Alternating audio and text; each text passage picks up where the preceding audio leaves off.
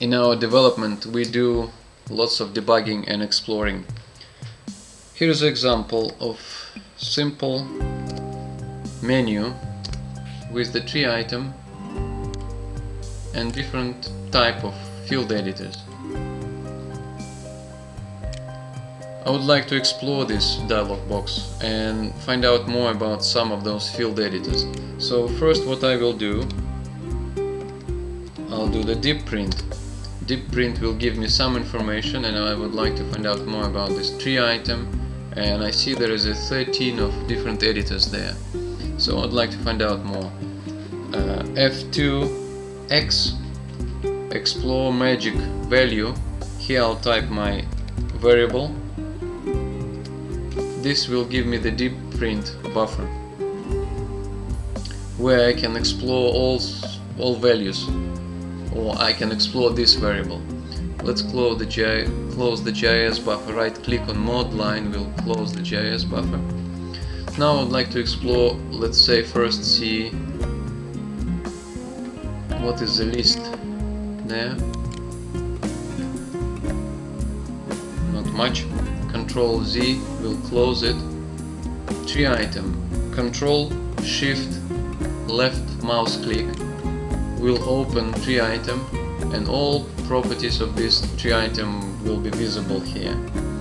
So we see this is all sorts of different values and slots on this tree item. Display tree manager, let's say what we'd like to see what is there. We can Control Shift left mouse click will open display tree manager, and here we will be able to see all the properties of the display tree manager. Control Z will collapse this back. Control Z again will collapse tree item back. Editors. Control Shift left click will open editors. There is another 8 here. Open 8 here, and there's another 3 here I can see. Now I have all those editors here. Which one we would like to find out more? Delivery date, let's say. This is a in place date editor. Well, I would like to find out more about this in place date editor, and maybe I need this for my development purposes or for debugging. So in place date editor, Control Shift left mouse click will open in place left editor. Please note the last item which you expanded will be remembered in GIS buffer as the Q variable. Will be assigned to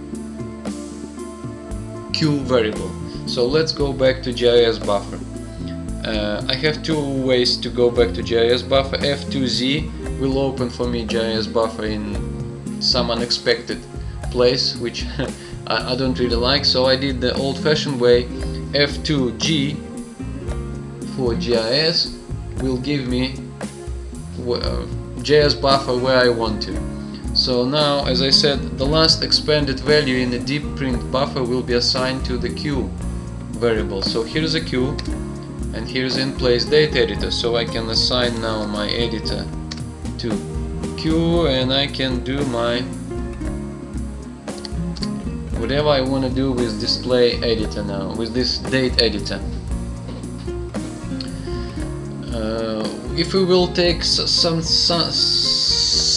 bigger fish, let's say in PNI we have this set vars, and let's say I want to explore application itself, PNI application. I would like to more about application. So again, F2X application, and here's again deep print. Let's close GIS buffer again, right click on mode line. Here's all properties of my PNI application. So here I can go the components. I have 86 components there. If I want to get map trail plugin, let's say I want to get handle of play with or do something with the trail, so I can do again Control Shift left mouse click. I have the mapped trail plugin.